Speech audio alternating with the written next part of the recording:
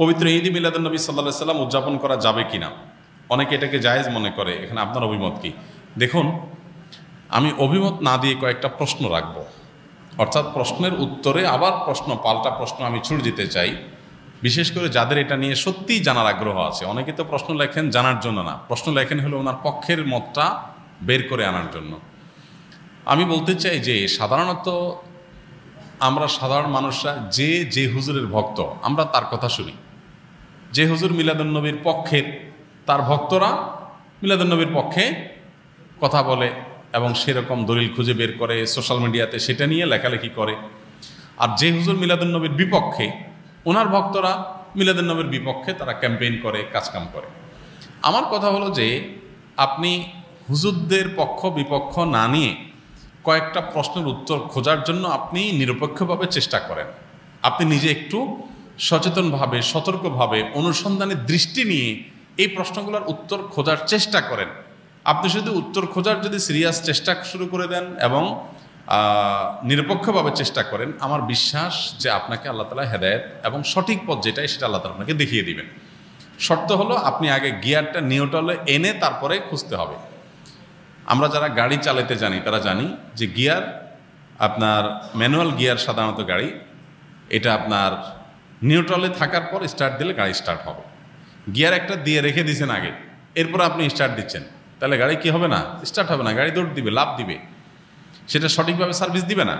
এখন আপনি নিজে আগে মিলাদুন্নবীর পক্ষের অথবা বিপক্ষের একটা গ্রুপের থেকে এরপরে বলতেছেন হ্যাঁ এই ব্যাপারে আপনি কি বলেন, কোরআন হাদিসে কি আছে, আপনি জানার চেষ্টা করছেন। এইভাবে আপনি আসলে সত্য জানতে পারবেন না। সত্য জানতে হলে আপনাকে নিউট্রালে থাকতে হবে যে ঠিক আছে, আমি এটা নিয়ে অনুসন্ধান চালাই, পড়াশোনা করি, স্টাডি করি এবং আমার স্টাডির পর নিরপেক্ষভাবে সত্যিটা জানার জন্য আমি চেষ্টা করি। আল্লাহ তাআলার কাছে দোয়া করি আল্লাহ যেন আমাকে হেদায়েত করেন, গাইড করেন, তাহলে আপনি ইনশাআল্লাহ সঠিক পথ পাবেন। এবার আসেন প্রশ্নগুলো কি কি।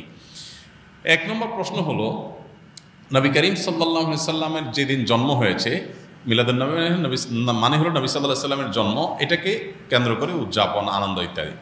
প্রশ্ন হলো, নবী করিম সাল্লাল্লাহু আলাইহি সাল্লামের যে তারিখে জন্ম হয়েছে সেই তারিখটা কি চূড়ান্ত এবং অবিতর্কিত কিনা, অর্থাৎ অমুক তারিখে তিনি জন্মগ্রহণ করেছেন, ইতিহাসবিদগণ এ ব্যাপারে একমত কিনা বা হাদিস গ্রন্থগুলোতে এটা সুস্পষ্ট আসছে কিনা, এটা আপনি একটু জানার চেষ্টা করেন। আপনি যদি খোঁজ করেন, অনুসন্ধান চালান, তাহলে কিন্তু আপনি জানতে পারবেন, জানতে আপনার কষ্ট হবে না খুব বেশি, যে আসলে নবী সাল্লাল্লাহু আলাইহি সাল্লামের জন্মের তারিখটা এটা চূড়ান্ত কি চূড়ান্ত না।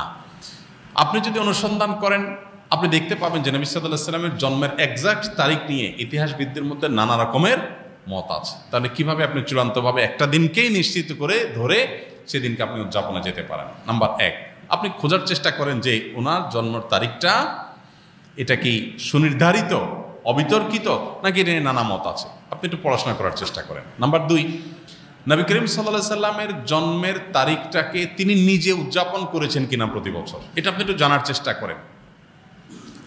তিনি যদি নিজে নিজের জন্ম উদযাপন না করেন, তাহলে তার সিনিয়র সাহাবী যারা, চার খলিফা আরও যারা আছেন, এই সমস্ত সাহাবীরা কেউ যারা নবী সাল্লাল্লাহু আলাইহি ওয়াসাল্লামকে সবচেয়ে বেশি ভালোবাসতেন, নবী সাল্লাল্লাহু আলাইহি ওয়াসাল্লামের ভালোবাসার দোহাই দিয়েই তো আমরা এটা করি, তো তারা যারা নবী সাল্লাল্লাহু আলাইহি ওয়াসাল্লামকে এর ভালোবাসায় যারা উত্তীর্ণ হয়ে গেছেন, ভালোবাসায় যারা প্রমাণিত, তার আশেকে রাসূল বলি, যেটাই বলি আমরা তথাকথিত, এই জায়গাটায় যারা ইতিমধ্যে প্রমাণিত হয়ে গেছেন, সেই সাহাবীরা যাদেরকে কোরআনে আল্লাহ সার্টিফিকেট দিয়েছেন নবী সাল্লাল্লাহু আলাইহি ওয়াসাল্লামের আনুগত্যের ব্যাপারে, ভালোবাসার ব্যাপারে, সেই মানুষগুলো নবী করিম সাল্লাল্লাহু আলাইহি সাল্লামের জন্ম দিবস উদযাপন করেছেন কি করেন নাই, আপনি এই বিষয়ে একটু খোঁজ নেন, তথ্য উপাত্তগুলো ভেরিফিকেশন করেন, যাচাই করেন। তৃতীয়ত হলো যে জন্মদিবস উদযাপনের এই কালচার কোত্থেকে আসছে, আপনি এটাও জানার চেষ্টা করেন। আপনি যদি এটা নিরপেক্ষভাবে এটা শুরু কোত্থেকে আসে দেখেন, আপনি দেখবেন এটা অগ্নিপূজক, প্রকৃতি পূজারী তাদের কাছ থেকে আসছে। এবং একসময় খ্রিস্টান ধর্মেও এই জন্মদিবস উদযাপন করাটার ব্যাপারে নিরুৎসাহিত করা হতো, নিষিদ্ধ করা হতো।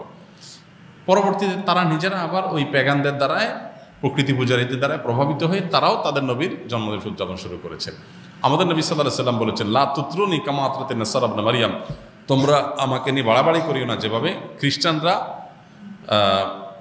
ঈসা আলাইহিস সালামকে নিয়ে বাড়াবাড়ি করেছে। অতএব নবী করিম সাল্লাল্লাহু আলাইহি ওয়াসাল্লামের মিলাদুন্নবী পালন করবেন কি করবেন না, উদযাপন করবেন কি করবেন না, সেই প্রশ্নের উত্তর আপনি পেয়ে যাবেন যদি আমার এই তিনটা প্রশ্নের উত্তর আপনি নিজে অনুসন্ধান করে জানার চেষ্টা করেন। আল্লাহ আমাকে আপনাকে আমাদের সবাইকে হেদায়েত এবং সত্যিকারের যে সঠিক পথ সেটা আল্লাহ তাআলা আমাদের সবাইকে আল্লাহ তাআলা দান করুন।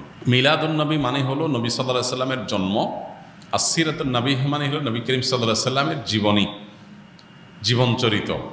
তো সিরাতুন নবীর মধ্যে নবী সাল্লাল্লাহু আলাইহি সাল্লামের জন্ম, মৃত্যু, শৈশব, বেড়ে ওঠা, আল্লাহর আদেশে নিজের জীবনের সব বিষয়গুলো এর মধ্যে আছে। সিরাতুন নবী মানে জীবন ইতিহাসের মধ্যে সবই আছে। আর মিলাদুন নবী হলো সিরাতের অর্থাৎ নবী সাল্লাল্লাহু আলাইহি সাল্লাম পুরো জীবনের একটা অংশ। এটা হলো একটা পার্থক্য। আর একটা বিষয় হলো যে মিলাদুন নবী এটা আসলে উদযাপন বা অনুসরণ করার বিষয় না। নবী সাল্লাল্লাহু আলাইহি সাল্লামের জন্মকে আমরা চাইলে অনুসরণ করতে পারবো না, যে উনি যেভাবে জন্ম হয়েছেন, যে তারিখে হয়েছেন ওই তারিখে আমি হব, এরকম কোনো অপশন নাই তো। কিন্তু সিরাতুন নবী যেটা, এটা কি করা যায়? অনুসরণ করা যায়। নবী সাল্লাল্লাহু আলাইহি সাল্লামের জীবন চরিত্র দেখে দেখে সেই অনুযায়ী আমি আমার জীবনকে গঠন করলাম। তো এটা হলো মূলত আমাদের জন্য গুরুত্বপূর্ণ। আমাদেরকে নবী সাল্লাল্লাহু আলাইহি সাল্লামকে আল্লাহ দিয়েছেন তাকে অনুসরণ করার জন্য। তাকে অনুসরণ করার নামগন্ধ নাই, কিন্তু তার মহব্বতের দাবি করে আমি যাচ্ছে তা করে বেড়ালাম, তো এটা আসলে ইসলাম হতে পারে না। অতএব আমাদেরকে নবী করিম সাল্লাল্লাহু আলাইহি ওয়াসাল্লাম অনুসরণ করার চেষ্টা করতে হবে। ডিপ্রেশন, দুশ্চিন্তা থেকে মুক্তির উপায় কি? ডিপ্রেশন এবং দুশ্চিন্তা এখন ঘরে ঘরে। যত বেশি সম্পদ, যত বেশি মানুষের দিনকাল ভালো, তত বেশি মানুষের মধ্যে দুশ্চিন্তা, ডিপ্রেশন বেশি। তো এই দুশ্চিন্তা এবং ডিপ্রেশন এটা থেকে মুক্তি লাভের জন্য আমাদের যে কাজগুলো করতে হবে তার ভিতরে 1 নম্বর হলো 5 ওয়াক্ত নামাজ যথাযথভাবে সুন্দরভাবে আদায় করতে হবে, খুব লম্বা সময় নিয়ে, ধীরে ধীরে। দ্বিতীয়ত, আপনি বেশি বেশি করে কোরআনে কারিমের অর্থ সহকারে তেলাওয়াত করবেন। এটি দুশ্চিন্তা থেকে মুক্তি লাভের জন্য অন্যতম কারণ। বিশেষ করে সূরা ইউসুফ সম্পর্কে অনেক ওলামায়ে বলেছেন, এটা অর্থ সহকারে বুঝে পড়লে, মহব্বতের সাথে পড়লে, তাজবিদের সাথে সুন্দরভাবে পড়লে ইনশাআল্লাহ দুশ্চিন্তা থেকে মানুষ বাঁচতে পারে। তৃতীয়ত, দুরুদের আমল। এ সম্পর্কে হাদিসে পরিষ্কারভাবে আমাদেরকে নবী সাল্লাল্লাহু আলাইহি সাল্লাম নির্দেশনা দিয়েছেন যে নিয়মিত যদি কেউ দুরুদ পড়ে, সবসময় দুরুদ পড়ে, তো আল্লাহ তাআলা তাকে দুশ্চিন্তা মুক্ত করেন। আরেকটা হলো ইস্তেগফার। ইস্তেগফার যদি কেউ নিয়মিত পড়েন, তাকেও আল্লাহ তাআলা দুশ্চিন্তা থেকে হেফাজত রাখেন। আর এছাড়া দুশ্চিন্তা থেকে মুক্তি লাভের জন্য একটা বিশেষ দোয়া আছে, নবী সাল্লাল্লাহু আলাইহি ওয়াসাল্লাম পড়তেন, আল্লাহুম্মা ইন্নী আউযু বিকা মিনাল হাম্মি ওয়াল হাযান ওয়া আউযু বিকা মিনাল আজজি ওয়াল কাসাল ওয়া আউযু বিকা মিনাল বুখলি ওয়াল জুবন ওয়া আউযু বিকা মিন গালাবাতিদ দাইনি ওয়া কাহরির রিজাল।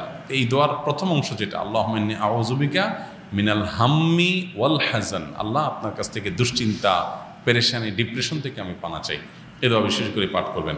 আর এমনিতে নবী সাল্লাল্লাহু আলাইহি ওয়াসাল্লামের নিয়ম ছিল, কানাইজা হাজাবাহু আমরুন ফাজা ইলাস সালাহ, কোনো বিষয় যখন তিনি পেরেশানিতে পড়তেন নামাজে চলে যেতেন, 2 রাকাত নামাজ পড়তেন। আর এর বাইরে বিশেষ করে ভোর রাতে তাহাজ্জুদের সময় উঠে নিরিবিলি আল্লাহর সাথে একটু মন খুলে কথা বলেন, ইনশাআল্লাহ আল্লাহ তাআলা আপনার মানসিক অশান্তি দূর করবেন।